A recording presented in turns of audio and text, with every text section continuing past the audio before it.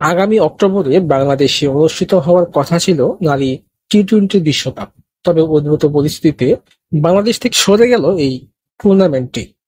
সংযুক্ত আরব আমিরাতে টুর্নামেন্ট আয়োজিত হবে বলে জানিয়েছে বিশ্ব ক্রিকেটের নিয়ন্ত্রক সংস্থা আইসিসি।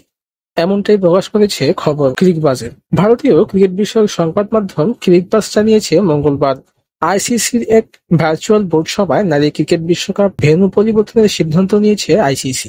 সংস্থাটির বেশিরভাগ বোর্ড সদস্য বর্তমান পরিস্থিতিতে বাংলাদেশে বিশ্বকাপ আয়োজনের বিপক্ষে মত দেন।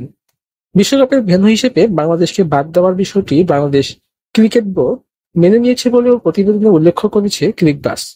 ভেন্যু পরিবর্তন হলেও আনুষ্ঠানিকভাবে বিশ্বকাপের স্বাগতিক হিসেবে থাকবে বাংলাদেশ। গত ৫ আগস্ট শেখ হাসিনা সরকারের পতনের পর দেশের আইন শৃঙ্খলার পরিস্থিতি অবনতি হয়।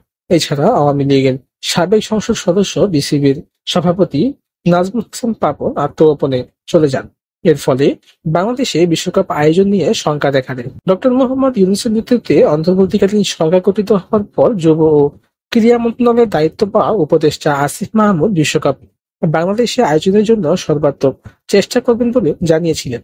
তবে আপাতদৃষ্টিতে বোঝা যাচ্ছে যে বিসিবি এবং সরকারের পক্ষ থেকে আইসিসিকে নিরাপত্তার ব্যাপারে প্রতিশ্রুতি দিয়ে সন্তুষ্ট করা যায়নি। বাংলাদেশ থেকে বিশ্বকাপ সরে যাওয়ায় গুঞ্জন শুরু হলে এই টুর্নামেন্ট ভারতে স্থানান্তরিত হওয়ার খবর চাউর হয়।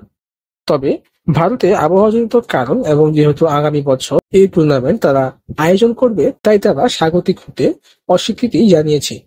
জিম্বাবুয়ে এবং শ্রীলঙ্কা অবশ্য টুর্নামেন্ট আয়োজনে আগ্রহ দেখায়। তবে শেষ পর্যন্ত সংযুক্ত আরব আমিরাতকেই স্বাগতিক হিসেবে বেছে নিয়েছে আইসিসি।